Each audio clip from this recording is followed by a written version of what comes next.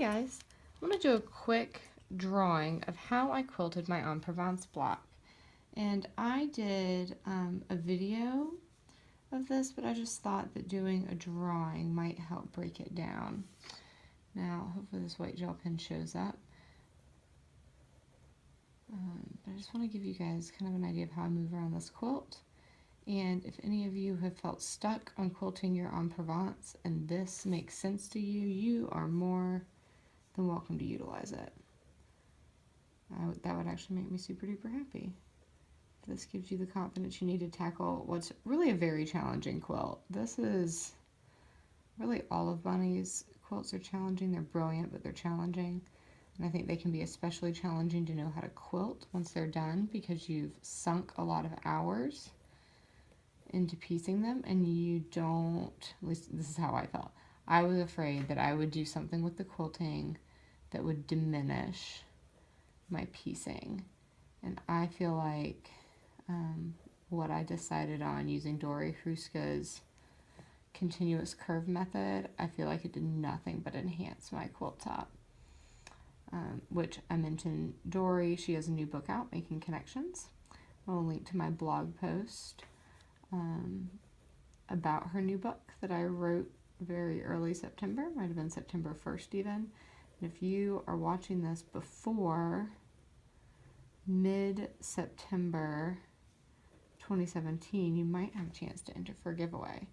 And even if the giveaway is ended, this book is well worth your money if you are interested in learning this method. It is a workbook setup, and I think that's brilliant because it encourages you to do exactly what I'm doing here, and that's draw on a diagram of your quilt top to get a feel for how you're going to move around your quilt. Now, I quilted my En Provence. So I'm retracing some of these lines because the gel ink just isn't showing up as much as I would like. I quilted my En Provence on a long arm, and doing it on my long arm, I did these upper 4 rows that you'll see how I'm now going to complete this little half circle here in one pass. And then if your long arm allows you, you can quilt back, right to left to finish the bottom of this block.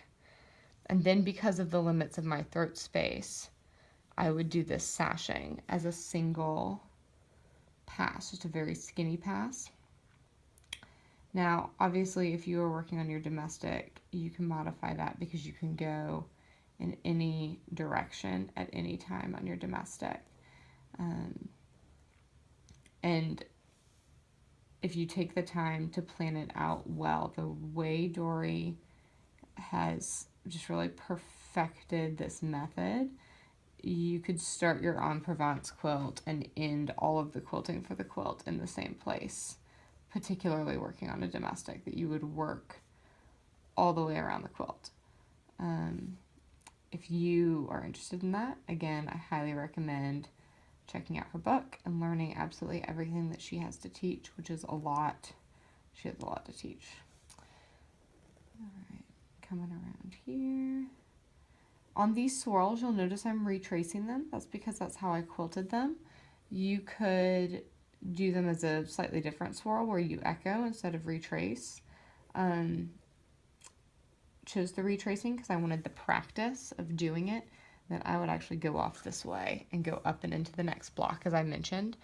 But the swirls, I wanted the practice of retracing. They are imperfect on my quilt, but when you look at the quilt top as a whole, you really can't tell.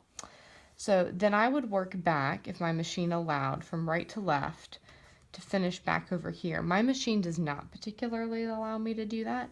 So I ended up, and because of my throat space issues, I ended up rolling the quilt forward to finish this. But for the sake of demonstration, I will show you how I would work it right to left, if I can remember. Testing my brain cells here. Now, if you read my first blog post about this book, or if you go back and read it now, you will read that I compare this method to ballet, specifically learning a new combination, working at the bar as a ballerina. I was a pre-professional ballerina. So, you know, that's just kind of in me forever. And what I mean by that is that you need to be patient with your brain while it figures out this method, because your brain, ta-da, is holding a lot of information. And then these, as I did here, this would be quilted the same. But what that means, or at least what it meant for me, is that I messed this up more than I got it right at the beginning. And I had to do a lot of kind of funky retracing to cover that and to make sure that I got everything. And that's okay. It's a learning curve, like everything in our lives is a learning curve. And you just have to be patient with yourself with that. That's why I recommend drawing it like this, even drawing it kind of obsessively until it's really deep down in your brain.